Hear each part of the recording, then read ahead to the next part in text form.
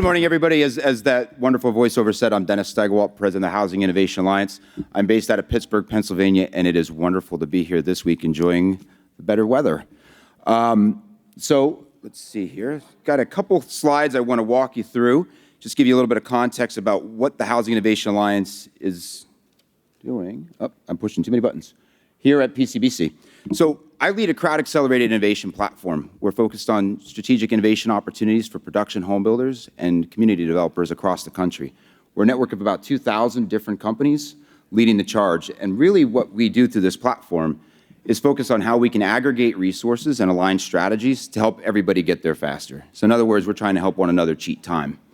We have a couple of unique platform or programs in which we do that. But before I dive into this, I think we beat ourselves up a lot. Everybody talks about our lack of productivity. They talk about the fact that we're not innovating, but I'm going to call bullshit. I think that we actually have a lot happening, but the risk-reward ratio of sharing what's going on behind the scenes doesn't align with the optics of the market. But that's all starting to change. And as you can tell by the energy in this photo, innovation is alive and well in this industry, and the partnership we have with PCBC to showcase the finalists of our startup competition over on the innovation stage yesterday highlights that. This morning's block has been kind of curated around the opportunity to share what we're working on it from an innovation perspective and what we're doing in partnership with teams like PCBC to really help bring some of this new thinking into the marketplace and to create safe zones for this innovation to happen within the residential construction space. All right, we got it. So just to give you, when I talk about a platform, we are all about convening stakeholders across the industry. We have a number of flagship events that we lead, one of which you're going to get to hear much more detail about today, which is our startup competition, Pitchfest. But we also lead a series of what I'll call research activities, tool development, and more or less opportunities to actually demonstrate innovation in action. So for us, bringing the people together, sharing ideas, and putting capital behind it is one part of the equation, but actually walking the talk is another part. So over the next 15 minutes or so, you're going to get an introduction to a research initiative we worked on with the team from Ivory Innovations, and I'm going to bring a good friend of mine up to share that story. But really for us, that was understanding what is the state of innovation in housing, and how can we best leverage the resources that we have at our disposal to drive that industry forward. And then we're going to follow up with a deep dive into Pitchfest, our startup competition, the partnership we have with Home Technology Ventures, to help, again, accelerate the opportunity for this technology to be adopted within our industry and to create a safe space for founders to receive the feedback they need to develop these new solutions. So with that, I'd like to invite my friend and colleague, Dejan Eskik, up to share his story and the work we're doing on the state of innovation in housing. Thank you, and enjoy the rest of the morning.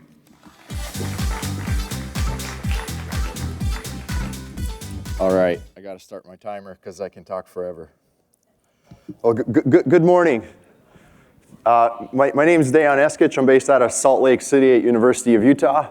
Part of my work is working with Ivory Innovations on anything and everything related to innovation that can make housing more affordable. So to gauge kind of where we're at, we partnered up with Dennis at Housing Innovation Alliance and Pro Builder Magazine. So Pro Builder Magazine does their annual Top 200 survey, asks a bunch of questions about the market status of the industry, and we added a few questions on innovation.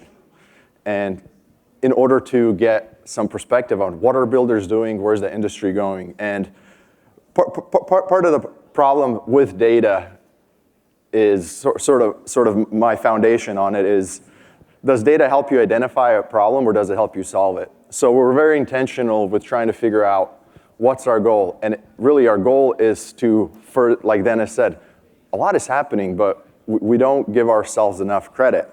And so just to give everybody a sneak peek, what's coming up in about a week or so, Pro Builder will be releasing their June issue and releasing their Top 200 survey. But before we dive in, this chart on the left shows where does the money go in a typical home building process. So only about a little under 50% goes into the actual construction of the home. Labor, building materials, permits. There's so many other components of the home building process that we can help with. So technology is a huge platform. We saw yesterday with Pitchfest. It's all over the place, right? There's many avenues where we can make housing a little bit more affordable, okay? And so from the survey as well, they asked, what are your biggest concerns? And right now, the biggest concern is the economy, right? But the opportunity is in operational efficiencies. And so, despite what the economist, if you were here last night from Beacon Economics said, he was like, oh, housing affordability is not that big of an issue. It's a pretty big issue. I've been doing this for 15 years, and we have major price points in the market. If we looked at the 2025 National Home Builders Association release of priced out, 75% of Americans are priced out of the median priced home, new construction. So if you're a homeowner, things are great. You have a low interest rate locked in. You have a bunch of equity.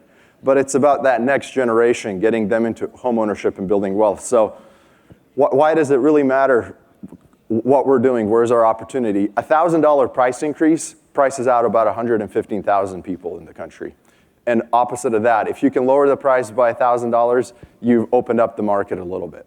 Now, we're all subjugated to interest rates, so a 0.25% difference in interest rates prices out about 1.1 million people in the country. So there's a lot of dynamics. Not only are we trying to figure out how to make housing more affordable internally within our companies, but then there's this looming cloud of interest rates that no matter what we do, when that swings one way or the other, it either brings a lot of demand to the market, now prices go up, or it just puts people on the sideline. We also have another price point of underproduction. So for the past 50 or so years leading up to the great financial crisis, every decade we've built about 1.3, 1.4 housing units per household form. So there was a little bit of vacancy in the market so the market can function. You get to the great financial crisis, we go to 3. So for every one household that forms, there are 3 units available. So credit was the demand driver. And we all know what happened. The industry got decimated. Then as we started the 2010s, we underbuilt. So for every one household that formed, there was 0.75 housing units built. So we find ourselves, the numbers vary, but at about 4.5 million homes short across the country. And every state has a problem. Even states like West Virginia, where their economy hasn't really grown in the past 15 years, their housing prices appreciated 60% over the decade. So COVID really fueled the fire. And so it also matters with what we're building right now. So this chart shows here on your left the size of the median new home built since the late 50s. We started about 1,400 square feet, and now today we find ourselves about 2,300 square feet. But look at the chart on your right. That's the average household size, okay? So our homes are getting bigger, our household sizes are getting smaller. Some of that is market drivers, right? People want more space, but a huge part of that is zoning and regulatory, what cities allow builders to be built. Then we have another major pain point in the market, labor. Right now, labor shortages, what I hear from builders is they're not big of an issue because the market's very slow because of high interest rates. But as we're looking at our labor force, and we look at the age of labor force, if you look to the left, in 2003, 12% of the labor force was 55 plus, okay? Today, it's about a quarter of the labor force is 55 plus. Those guys and gals are gonna start retiring soon. So our median age in the labor force will start going down. Not because younger people are entering the workforce, but because more and more people are retiring, knowledge is not getting passed on. So how do we pivot? What do we do? Innovation plays a major point in making this happen. And we mentioned, Dennis just mentioned, productivity lags. So this blue line shows that over the past 30 or so years, 49% gain in overall economic productivity across all industries. You look at the red line for construction, it's only about 15%, okay? Why are we slow, right? Well, houses are more complicated. There's more components. There's a big regulatory environment that's defragmented. There's no other industry like housing industry where so much of it is just defragmented across different jurisdictions. So this map each little dot shows all the cities, all the counties. So there's 3,000 counties, 35,000 cities, nearly 40,000 special service districts, Okay, each one of those dots represents one of those jurisdictions. So how do you get efficient? How do you scale up across different regulatory environments? That's a different entitlement process, that's different zoning, different permitting processes, right? So for you to scale up and go fast, like on a modular project or an offsite where you need large scalability to offset the cost, it's pretty dang hard. So you got to get involved politically, start changing your local laws. So, you know, I love this quote for this. Necessity is the mother of invention, and I'll add innovation. Because our market is stressed, it's defragmented, we have a lot of opportunity to bring efficiency into the market. And a little bit of history, we've done it before. So this is a Sears catalog home from the early 1900s, the Magnolia collection. There's a couple of them that are still in existence today. But if you look to the left in the middle, it's highlighted with the yellow square. It's already cut and fitted. And it's about for $6,500 back then, which is about $250,000 today. You could buy a pre-cut, fitted house to assemble on site. And so we've been innovating for a while. Now, at Ivory Innovations, we run the Ivory Prize, which is a grant competition that focuses on construction and design, finance, and regulatory policy. And so this map is showing where some of our companies are based in that have submitted that have applied to the Ivory Prize. So we're in 46 states. We've had over 700 applicants, which, you know, you say innovation is not happening. I'll echo what Dennis said, bullshit. And we've recognized about 172 Ivory Prize finalists, winners that focus on one of these areas. So a lot is happening. And so there's many problems that builders face, right? But the best innovations from a builder's perspective are the ones that solve their problems. So what are some of those problems right now where builders are focusing? In other words, why are builders focusing on innovations? What are their drivers? We divvied up this question sort of into 4 categories. It's cost, time, marketing, and strategy. So it's no surprise that the number one factor for driving innovation is faster production. If you put it back to cost, you know, you can build a house faster. You don't have to pay as much interest on the land. You save a little bit of money. And then also reduce cost of materials. We're in a very dynamic environment over the last 5 years where construction costs have increased dramatically. You overlay the current political situation with tariffs, builders are facing a lot of stress. Then we get in a little bit of marketing to be a little bit competitive against other builders, to improve quality, to reduce warranty risks, right? But it's really focused on faster, cheaper, better, right? And now we have a little bit of a time series from last year's survey, okay? Pretty much the top 4 drivers of innovations have stayed the same.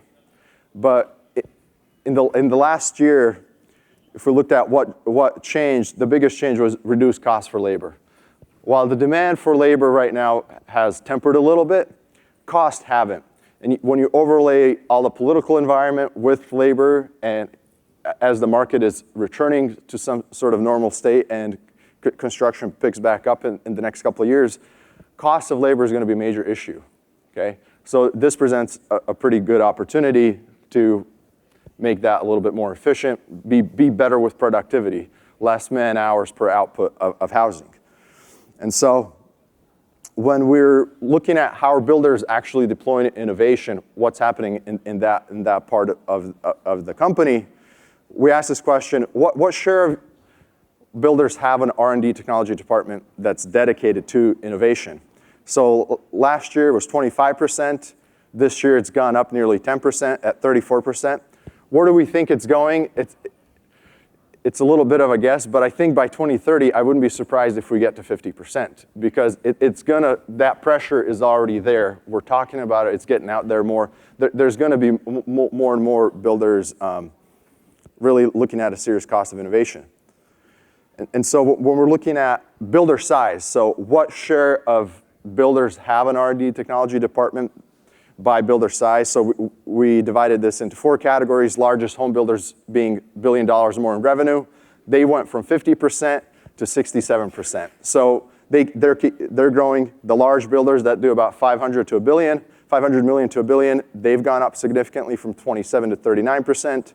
Medium builders, 25 to 29%. Then small builders, those production builders that do less than $100 million in revenue, they've had a dramatic increase. And this is really important. This makes me happy because as the big fish are swimming and innovating and they have deeper pockets to invest in innovation, the little guys are going to be left behind. But this tells us that the little guys are catching on and figuring out how to deploy innovation. And so when we're looking at current and future focus of innovation, so what are the type of products that the builders are putting time and effort into? Okay, so I divide this into thirds. So the first three are very simple. You know, they're less riskier. It's digital sales, marketing software, business software, smart connected home type of products. And so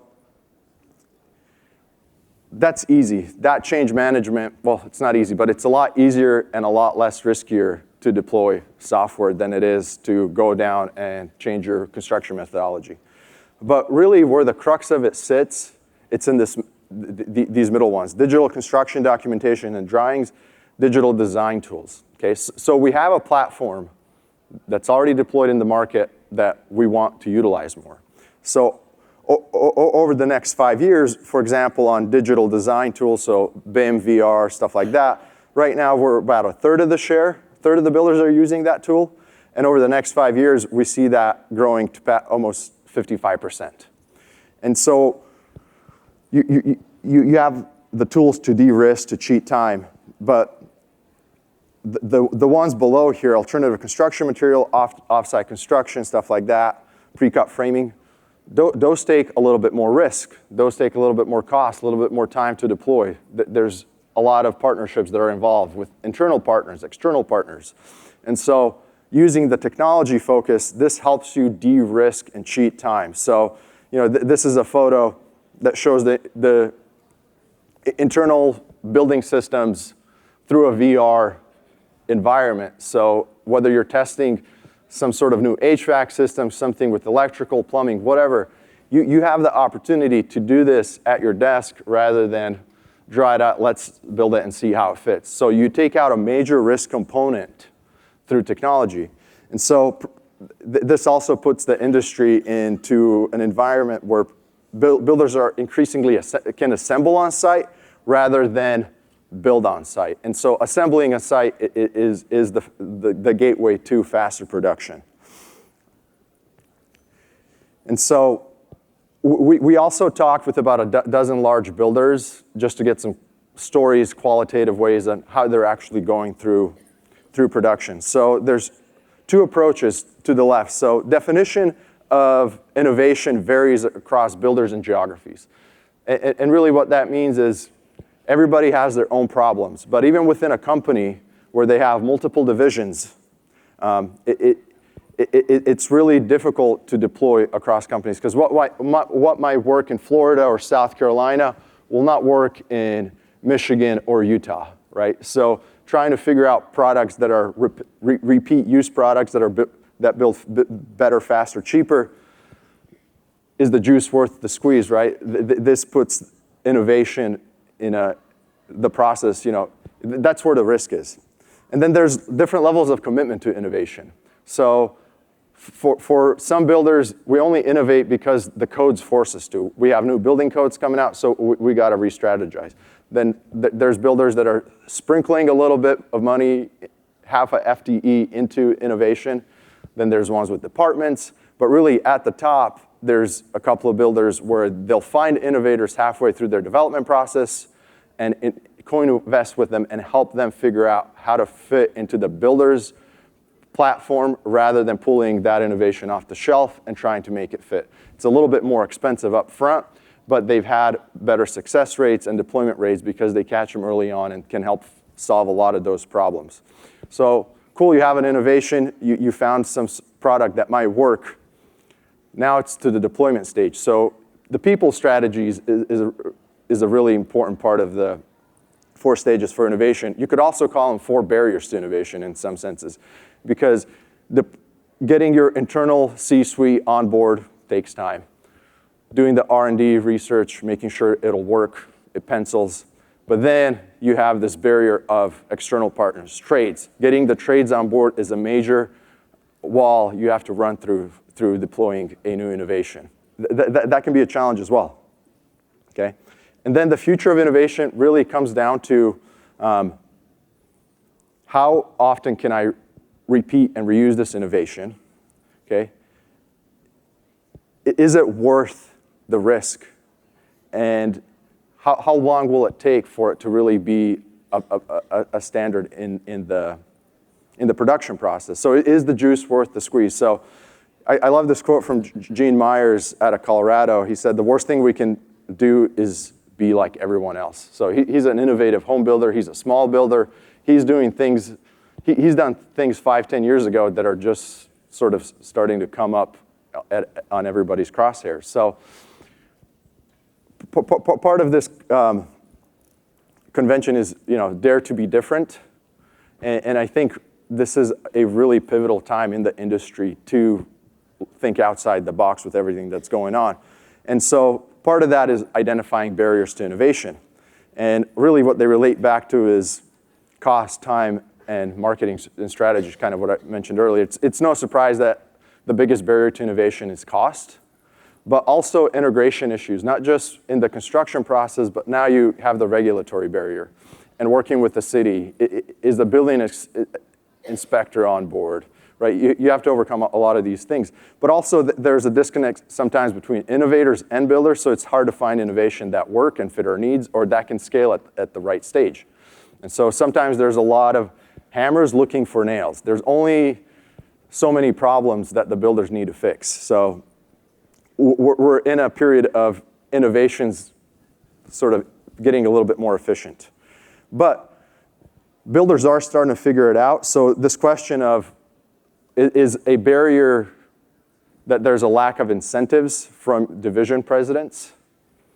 Only 9% of builders responded to that. So that tells us a little bit of good news that builders are figuring it out. And we've seen some big headlines recently. For example, 84 Lumber partnering up with Meritage and MyTech to showcase some panelized construction methodology that will have a pretty good impact. And also recently, bricklaying robots. I got my coffee made by a robot yesterday, so they can make coffee, they can lay brick. But all that's to say, things are happening, and the big builders right now kind of have to lead the way to invest and put in the big money so the rest of the industry can benefit. So things like this are very important to get everybody talking, share ideas, because the share piece is such a big barrier. And so, we coined this term innovation on the go. How does innovation happen? It happens on the go. But also, to my last point on here, it's happening, but you don't have to go at it alone. It's complicated because everybody has their own definition of innovation and their own problems. The risk-reward ratio is very difficult to overcome, but healthy margins make healthy companies. When you have a healthy company, there's room for innovation in the budget. And so, go out there and talk to people. If I can leave you with anything, is go out there and share your ideas. And I love this quote by Alfred Whitehead: ideas won't keep, something must be done about them. And so really the crux of it is action is essential to realize the value of ideas. So the worst idea is the one that sits on a shelf. And so to share some ideas and to give us a little bit of a highlight of what's happening, I'll bring my good friend Chris to share some Pitchfest results.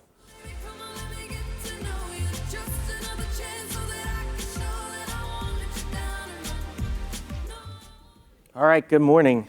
This is a pretty good crowd for the morning of the last day. I'm Chris Langford, managing partner of Home Technology Ventures. We're an early stage venture capital fund that invests in entrepreneurs working specifically in the housing industries. I've been doing it for 12 years. At the very beginning, I did it for 6 years as the head of the investment arm of Lowe's. And then 6 years ago, I spun out Lowe's Ventures to form Home Technology Ventures to serve more corporations and more partners. And I will say that the velocity of interest and the velocity of investment in housing-related innovation has changed dramatically in that 12 years. I remember going out to Silicon Valley in 2013, telling them our thesis about how innovation was going to connect with the built world and homes, and everybody kind of looked at me like I was crazy because almost everything that they invested in was productivity software for other technology companies. But over the past 12 years, we've seen a significant growth in investment. So, I want to talk a little bit about why we do Pitchfest. I'll talk a little bit about how we do Pitchfest, and then I'll give you an overview of the results. So ultimately, our mission of Pitchfest is we want to accelerate development, adoption, and commercialization of innovation in the housing industries. And specifically for Pitchfest, what it does is give us a platform for the startups that we curate throughout the year that we think are most related to the folks that are in this room and get them connected, talking, and further exploring ways to work together. We're grateful we have this unique platform. HTV, again, we spend all year working and analyzing and looking at startups. We're able to work with our partners at the Housing Innovation Alliance to integrate that deeply within industry and get a lot of industry perspective. And then we have hosts like PCBC that provide us a location to showcase some of the best and brightest. And then we're super grateful for our sponsors, so 84 Lumber, D.R. Horton, MyTech, and Synergos, who dedicate not only time, but capital and resources to help us put this on. So we're very grateful for them. So why do we exist? I think none of these things are gonna jump off and surprise anyone. But over the last decade, we've just been taking a look at what are really some of the core problems that exist. So we clearly have an undersupply of housing. Not a lot of people can afford it, as we've talked about. Environmental strain, regulatory complexity. There's just an abundance of major issues here. And this is the largest asset class in the world, and trillions of dollars of value are generated every year. And I think one of the things, or the quote on here that I think is really problematic is 70% of young Americans believe that home ownership is unrealistic, and 40% of them think they'd have to win the lottery to buy a home. That's not a good state to be at. So while everyone's calling bullshit on whether or not we're being innovative, I think there is some data that suggests, at least historically, the housing industries have been laggards, right? So from a construction perspective, there's about a 15x lower R&D spend than similar other industries. Across all of the different industries, from mortgage, brokerage, home insurance, every single one of these has significant underinvestment in digitization and transformation. And that leads to some of the crisis and some of the problems that we were just looking at before. So how do we execute on Pitchfest? So each year, Home Technology Ventures will look at anywhere between 800 and 1,200 new companies that are formed that are working on specific solutions within the housing industry. So that is the very, very top of the funnel. Throughout that, we analyze hundreds and hundreds of them. And throughout the year, we begin to mark them and we say, okay, we really like this founder. We think it's going to be interesting for our partners in the housing industries to look at. So of that 1,000, we reach out to about 100 to 150 and ask them to apply for Pitchfest. We get about 60 to 100 of those companies who apply. And then ultimately, we put them in front of 40 leading executives at some of the biggest companies in the housing industry, as well as some of the biggest investors who specifically focus on these type of areas. And we get them to take a look and curate it down until we get to the final 10, which we'll talk about. So what are we really looking for? We describe it as, we want to look for startups that are working on solving 5 big problems. So the first challenge that we have is we have to build more homes. How do we increase the productivity and velocity of home building in America? Second is we have to make those houses more attainable to more people, whether that's through cost reductions, alternative ways to participate in home ownership, Third, we want to reduce the impact of homes on the earth, whether that's through waste reduction, carbon footprint, resource consumption. The fourth is we have a lot of homes that are out there that are not really equipped for new challenges. Thinking about aging populations, climate resiliency, we want to make sure we're adapting those homes to meet these new needs so that they still kind of fit societal goals. And then finally, we want to simplify owning and caring for a home. I think the complexity of homes has kind of gone like this, and the average person's ability to actually take care of or know what to do with that home has kind of declined. And so when we look at startups, we're ultimately balancing, is this a solution that helps contribute to some of these challenges? I mentioned that as we bring in these 100 startups, we put them in front of judges and we ask them to score them. So the scoring rubric that we ultimately use is four parts. First is this innovative? Is this truly a novel solution to a problem? Do you understand the problem? Have you seen other ways to solve it? And is this a truly innovative, new to market way to do so? Second is impact. If they're correct, how big of an impact is it going to have on the problems that we've seen? Third is commercialization. Is this realistic? So it's great to write down something on paper and have an idea about something that's pie in the sky, but is this truly something that we think we can bring to market in the next 5 years? And then the last, really where the rubber meets the road, is even with all three of those, it's very hard to execute. Is this the right team? Do they have the expertise? Do they have entrepreneurial background? Are they able to actually execute against this? So after sourcing 1,000 companies, putting 60 to 100 of them in front of our judges, we were able to narrow it down to 10 who sat on the stage yesterday and gave pitches and received feedback. So just to highlight the 10 of our finalists, I think what we saw amongst them was a focus on the application of AI to increase productivity of specific functions. We saw a lot of folks focused on streamlining interactions with regulatory bodies in order to make that more productive. We did see some construction robotics. We looked at things centered around climate and housing resiliency. And so these are some of the areas that we've really been focusing on over the last year. So effectively, we have 3 winners that come out. And so each year we do crowd favorite, judges, and then one that HTV selects to invest $100,000 into. And each one of these has a slightly different lens to it. So for us, what we've noticed is the crowd favorite is, they basically get 10 minutes to win over the crowd. The crowd is a much more diverse selection of people. They're often drawn in by the storytelling of that founder. And so we always like this because it's great to take a temperature of the people in the room of what really resonated. So this year's crowd favorite was Nestment. So Nestment is a platform that helps aspiring homeowners create a plan and discover new ways to hack their way into homeownership. I don't know how many people have looked at all of these new financial products and new ways to become homeowners, but Nestment actually takes young people who feel like they're priced out, they're never going to find a way into homeownership. They put them on a plan. They showcase all the different ways that they can become homeowners, and they have hundreds of success stories throughout the country of transforming people who never thought they would be an owner into owners. On the judges' side, Xyloplan was our winner. Xyloplan creates data-driven solutions for developers and home builders to plan for and create fire-resistant communities.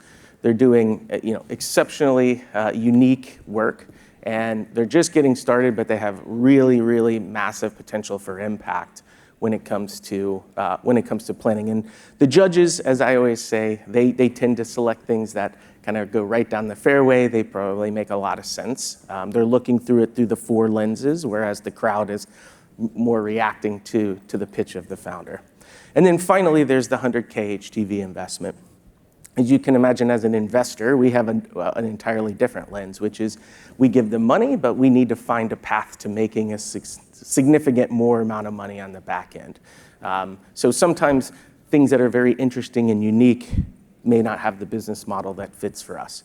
So this year, our choice was Spatial for the $100,000 investment. And what Spatial effectively does is ingest 2D drawings and does everything from there through AI within the matter of minutes to go all the way through the production, MEP plans, all the way through auto-generating permits and being able to submit those. So there's a significant amount, months and months of time that is saved on the engineering side. So that's an overview of Pitchfest. We're excited to have partnered up and been able to present here. One thing I'll ask everyone is, when you do interact with a startup company, sure, one of the greatest things that you can do is become a customer for them. All of them need revenue, but a second thing is engage with them. I think telling them not only what the best, what they're doing right, but what you've seen in the past that maybe will derail them over time is a really important and engaging conversation. So talk with the founders. If you see them around, engage with them, ask them what they're doing, and then give them your insights, because that can really not only accelerate their path to success, but also steer them clear of some pitfalls, which can lead them in the wrong way. So before I leave the stage, I do have the honor of introducing our keynote speaker. Dr. Sahar Youssef is a cognitive neuroscientist who helps leaders and their teams get their most important work done in less time, optimizing the way they work so they're more productive, creative, and energized. Last year, she was one of the highest rated speakers PCBC has ever had. And this year, she's back with an all-new topic on creativity and innovation and how to unlock them in yourself and your company. Ladies and gentlemen, please join me in welcoming Dr. Sahar Youssef.